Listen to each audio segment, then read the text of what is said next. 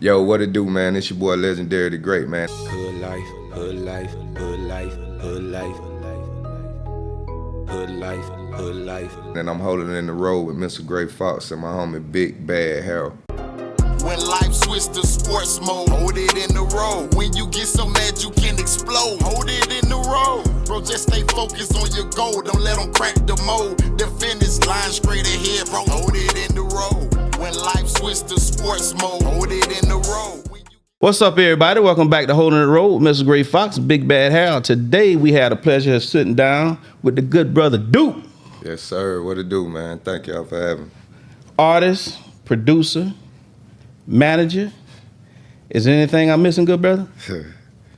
Engineer. Okay. Got business on the executive side. Understanding contracts, artist development. Wow. Oh, yeah. Pretty much the whole 9 yards. Editing, videography, pretty much everything. Now, you were originally from Monticello? Yeah. Monticello, Florida. Okay. Small town, Jefferson County. Oh, yeah, I know about that small town thing. You understand what I'm talking about? I'm from a little scratch on the map over there, Apalachicola, Florida. Cola boy. Okay. Yeah, understand what I'm talking about? Apalachicola. Oh, you know about Apalachicola? Play baseball in Apalachicola on that field down there. Oh, okay, that's what's up. That's what's up. Oh, yeah, that's what's up, man. Yeah. Now, you came to Tallahassee.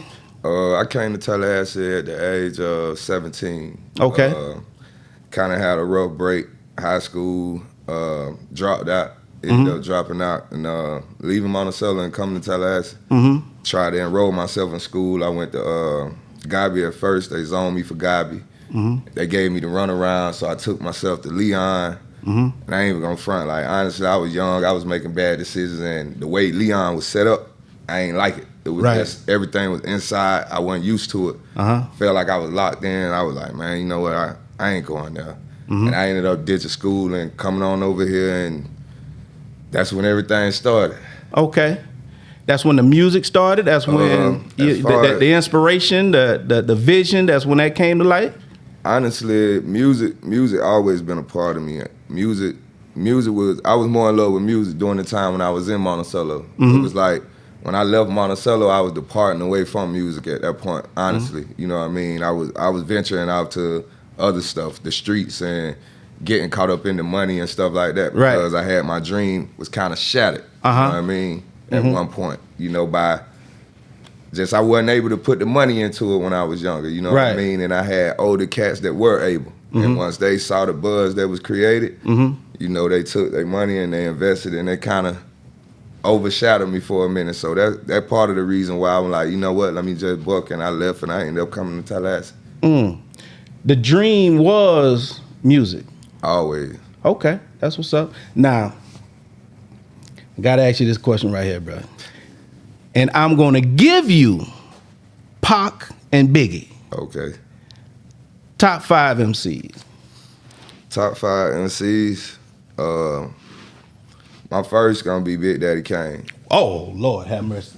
That Kane gonna be the first on that list. Hey, I don't mean to interrupt, bro, but hey, I got to give you props on that. Because as a jit, you understand what I'm saying? Kane was my favorite. For sure. Keep going, good brother. Of course, like I said, Kane gonna be number 1. I'll take KRS as number 2. Okay. Then after KRS, that's a battle right there. After KRS, I'll probably go Pop. We done gave you Pac, man. Right, but top 5. Oh, so you gonna put KRS above Pac? Yeah. Okay. Yeah. It would be Kane, KRS, Pop, Biggie, and then I'll go with Jay-Z. Okay. All right. That's what's up. That's a unique list. Even though we gave you Pac and Biggie, you still had to put them up in there. Okay. Correct. All right, bro. Correct. So now you came to Tallahassee. When did you go to ATL? I ended up going to Atlanta in 2015. It was after my release from prison. Okay. I went and did a stretch in prison, sat down. I was gone for probably like 5 years. Okay. And I got out. When I got out, came back to the city. Of course, the old life was there. It was waiting for me. It was yelling, screaming at me. Yeah. And I'm fighting inside. I got out August the 1st. My son's birthday was October the 1st. Okay. So, of course, I had to make stuff happen and this and that. And I stressed myself out to get a job, end up getting a job. But I always told myself, I was like, man, it's just time for me to go. It's just time for me to go. I kept feeling like that. And one day I ended up getting a phone call from one of my buddies that I talked into leaving the city because he was, having a hard time here. So I kind of encouraged him, just go, man, try something new. One day I got a phone call from him. And, I had already been watching him on social media and seeing how he doing so much better and da-da-da-da-da. So once we had the phone call, he was like, man, man, you probably need to come up here. I'm like, yeah. He like, yeah, I'm up here with Leo. And this was the guy that I opened up my home to like years ago. So when he told me that, I'm like, man, you know what? I thought about it. I'm like, I'm going to call him and I'm going to see what's up. So I made the phone call, called my partner. When I talked to him, he was like, man, listen, man, bro, you already know what time it is, bro. All you got to do is come. So right then, I made the decision. I'm going to put in my 2-week notice. I was working at North Florida Asphalt doing road work out here. Okay. And I put in that 2 weeks notice. I packed everything and I left. I ain't tell nobody what I was doing. I ain't tell nobody where I was going. I just left. I ain't know what I was about to do, what I was about to get into. I just know I had to do it. Now, what was that experience like when you went up that 18? And how long was you up there? Oh, man. The experience, it was amazing. Like, first getting to Atlanta, looking at it from my perspective, being who I am, the things I know and the stuff I've been entangled with, like, when I first got there, it was like a flashback to the 90s in my mind because I hadn't seen so many people, black people anyway, hanging out and just at gas stations everywhere and in the hoods, everybody everywhere. I mean, they walking and it looked like it's almost just over infested with people. Like I hadn't seen that in so long, so that when I went and I saw it, it was like, is it really like this? Like what? Like, I'm finna hang out up here. Like this amazing. And that was the first reality I had with Atlanta. And then, getting settled in. I settled in when I first got to Atlanta. I landed on Cleveland Avenue in Mount Zion. Okay. A lot of people from Florida may not be familiar with that area, but that's where Young Thug was raised up at. Okay. I actually was two houses down from Young Thug's spot, and I was around them. I watched this whole beginning process. I actually used to cut his hair, his brother's hair, and a couple other people that was a part of that, you know what I mean, organization or whatever you want to call it. So it was that the beginning was, like I said, it was almost mind blowing, to go there, to land right there, to not know nobody, and the way I got to know everybody, I pulled out my clippers. Right. I pulled out my clippers. I cut every kid in the apartment complex hair for free. And I sent them home. That's what's up. And 3 days later, the guys that knew Young Thug and were familiar with all his people and stuff, they were knocking on my door and asking where the barber was at. Right. And that's how I got introduced, and that's how, I was put right in that position. So I was blowed. And like I said, some of the people, I didn't even know who they were at the time. I'm cutting their hair, not even knowing, dang, that's Yak got it. Dang. I didn't even know, you know what I mean? So that was the beginning. And like I said, it's still mind-blowing. So after that stint, I stayed on the south side for maybe like 6 months to a year.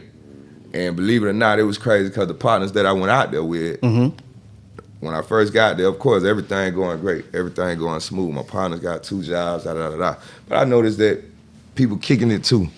So over time, you know what I mean, they started lacking. And here it is, I done came from Florida, not to mention God blessed me to not have to even leave the community to go look for a shop to work in. He sent somebody to me. Right. A brother, R.I.P. Cedric Moore. I gotta say his name because he opened up the door for me in Atlanta. He pulled up on me, man, and when he found out I was there, he knew my history from here with the Clippers and what I can do. And he pulled right up on me, man, and he gave me an address. He told me, because he asked me where I wanted to be. I told him I came to change. I ain't looking for the same stuff. Right. And when I told him that, he respected it. He said, I got the perfect place for you. I ain't gonna put you over here. I ain't gonna put you over here. I'm gonna put you out here. And it was with another brother from Florida. So CJ. So once I got connected with that, that's when I started my working, you know, and I was able to get out there and start making some money and interact with the people. And at the same time, spread myself around and let people know who I am and what I'm out there to do as far as the music go. Right. Yeah. So the music. Yeah. You went from the barber and now you're in the studio. You know what I mean? What did you know, what was that experience like, you know, working with the artists from, you know, Atlanta, you know what I mean? That area. You know what I mean? What was that experience like working with those artists and, you know, you're coming from the country, you know what I mean? And now you working with people, hey, look here, man, you know, it's serious business up here. You understand what I'm saying? And you get to feel that real grind of how, you know what I'm saying? Hey, look here, man, these brothers up here really trying to get it. Right. Honestly, man, it was motivating. You know what I mean? Like, all right, the whole barbering thing, right? Barbering is always something I did, something I love, just like music. So it's like, it ain't never worked. Barbering is a gateway to the community. It also gives me a platform in which to speak to people. Interact with people and let them know what I'm doing. So it's like, I took one to build the other, but both build each other, if you understand what I'm saying. Because it's like, a lot of people don't understand how to profit out their music without signing a big deal and this and that. Well, I take my music and I allow my music to grab people as far as my barbering go. You see what I'm saying? Because you get a lot of people that, all right, they might see me cut hair, but they ain't know I do music. So when they see me doing music and that's an interest that they have, now he'll come and sit in my chair for a haircut just because he want to talk music. So I'm already using the music, the profit off of it. You see what I'm saying? And going up there and, like, me personally, I always been versatile. I always went outside the box with music. I never been no one genre. I like country. I like alternative. I like pop. I like techno. I like gospel. I like music. So when I went up there, it was like being around that atmosphere in a different culture like that. Like I said, for one, it motivated me because I seen so many people that looked like me that was searching and seeking and doing the same thing I was doing, trying to get where I was going. And being up there and working with those artists and being around them artists, it made me, you know, put a little into what I was doing, if I had to say. Cause, like, man, listen, I've been around them guys, man, and them guys working. You know what I mean? They work, and that's one thing that I liked about the city and being around them. That city don't sleep. It's always an opportunity to work. It's always an opportunity to network and grow. And they took me right in. When I first went, man, I was doing showcase after showcase, and I went up there definitely with that Florida boy stuff. I ain't even gonna front, man. I thank God that I'm still here. You know what I mean? As far as, like, cause Atlanta get real gruesome, man. I've heard. You can get up out of here for real. But for me to be able to go out there and, you know, go in spirit, like, man, I was standing on everything I was saying. I had a cameraman running around with me everywhere I went. And I was letting people know who I was and what I stood on. If I went to a venue and the venue didn't, you know, supply everything that they said and everybody wasn't gonna be there, I spoke on it. I mean, I was real vocal out there.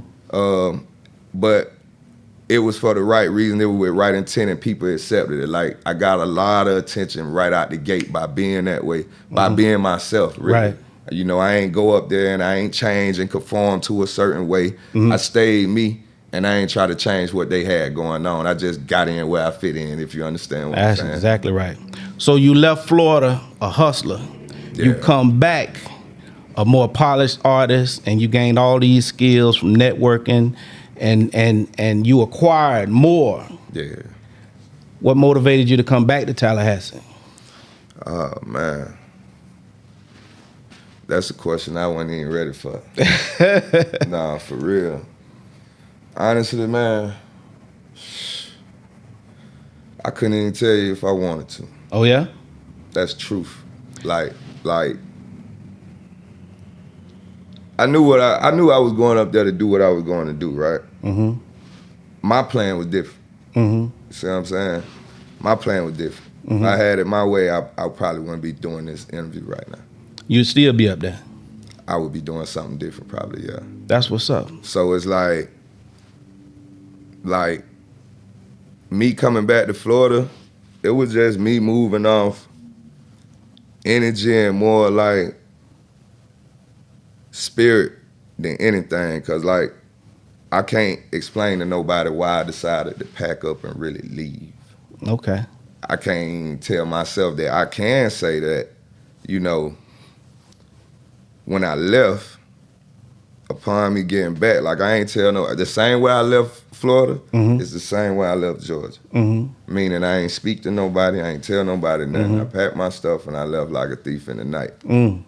So even coming home, didn't nobody know I was coming here. Right. And I called my brother the next morning and he pulled up on me. He was like, dang, you back? He pulled up on me.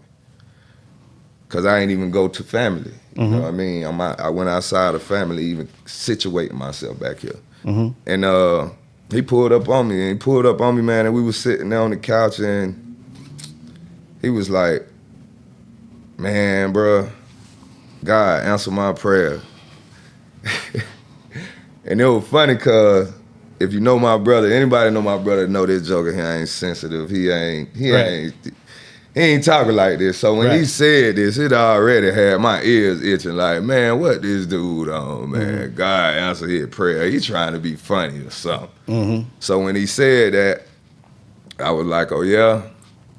He was like, yeah, I called Mika and told her that God answered my prayers. And Mika is his wife. And she was like, what you talking about? He said that's what she asked me. And he was like, God sent my brother home. You know, I just been asking God to let my brother come home. If I had to say why I'm here, that's the only thing I can tell you. That's exactly what's up. I don't know nothing else. Now, with the with the acquired knowledge, skill set, mindset, what's the mission now that you're back in Tallahassee? Oh, man. Definitely on the mission. The mission is to give Tallahassee the opportunity to grow in the industry from all perspectives. You know, we definitely have a great city, a beautiful city, you know, and we got a lot of talented people here. Oh, yeah. We got a lot of youth, you know, that need direction.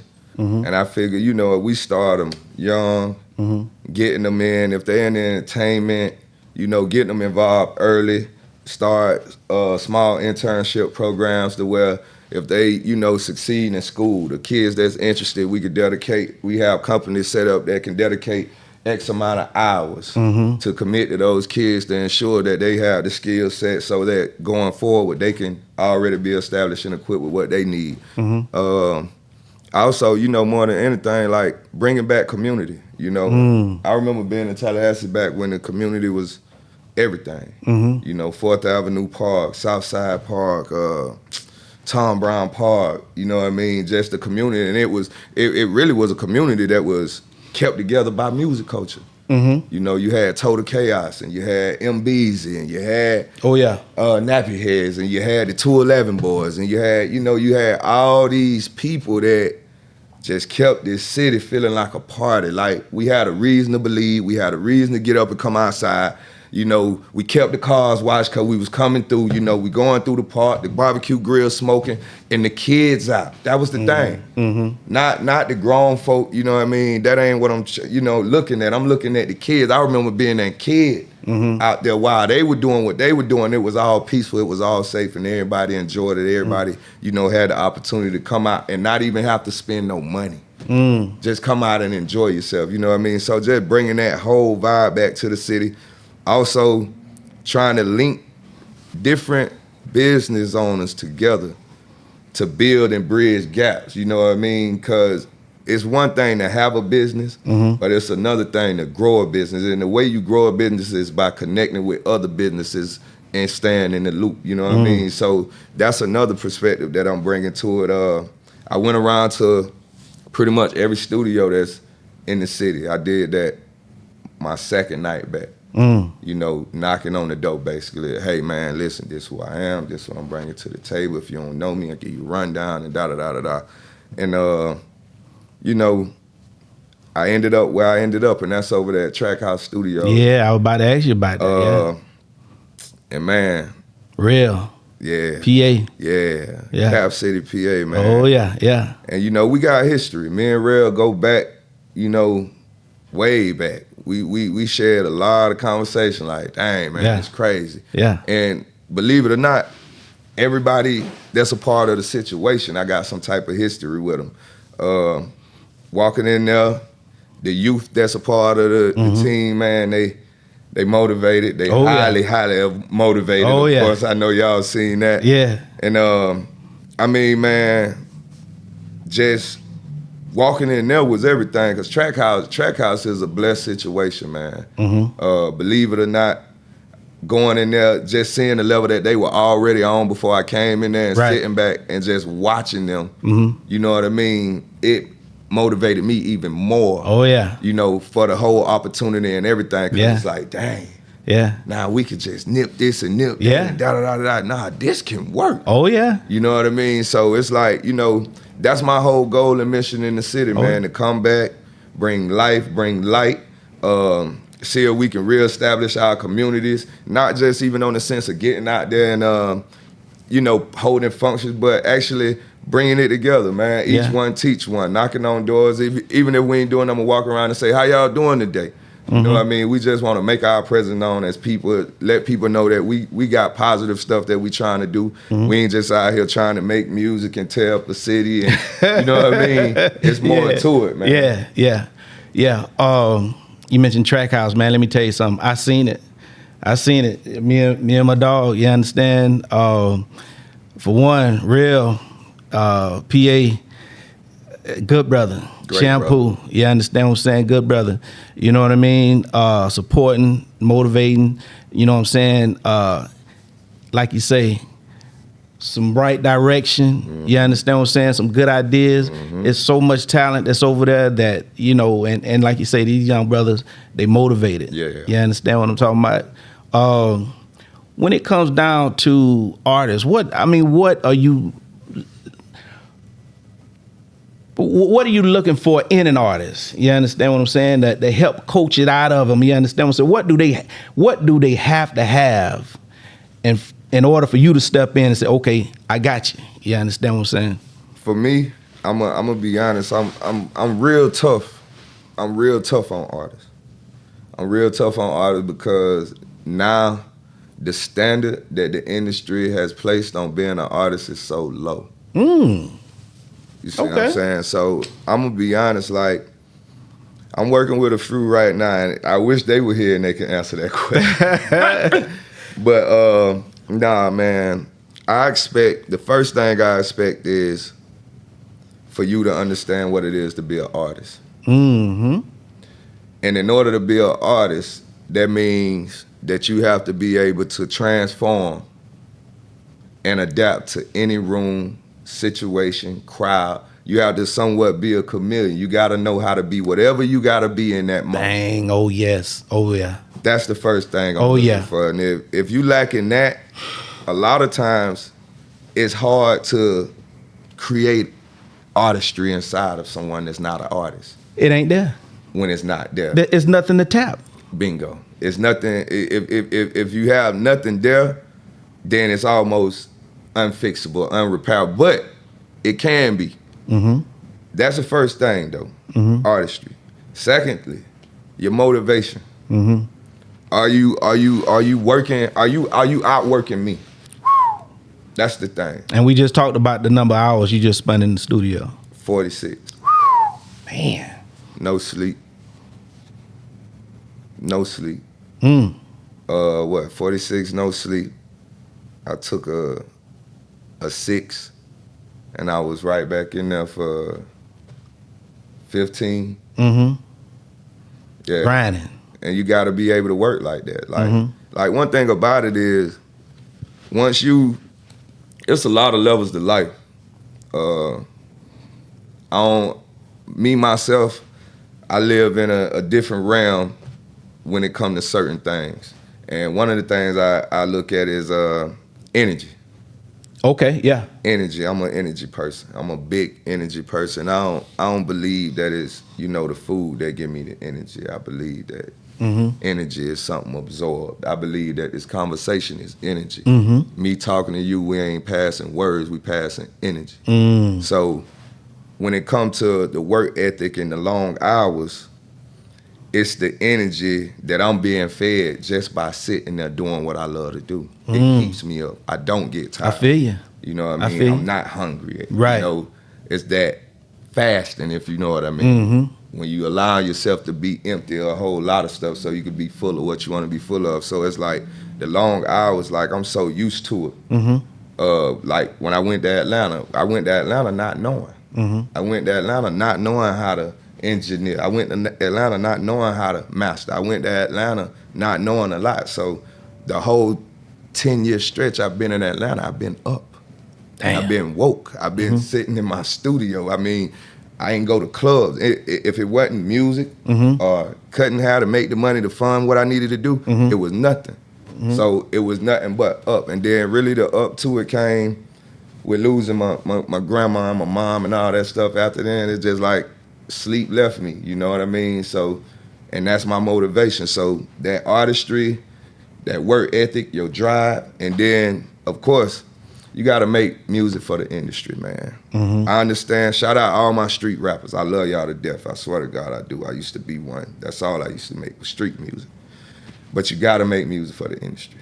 Okay. As an artist, I mean, you can make a song for the street, right? That one guy buy it, right? He promote it, he push it, he market it. Then we don't hear from you in the next 30 years.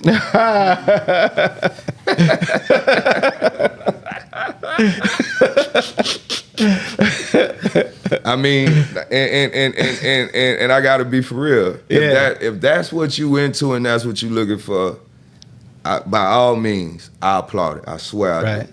But at the end of the day, I don't think that's the goal to nobody, that's coming in the game to actually just one and done it. Right. You know what I mean? Yeah. I think everybody's ideal of their career is bigger than a one and done. Yeah, an actual career. Right. Yeah, understand what I'm saying? Yeah. So that would be those top three things, man. Your artistry, are you an artist?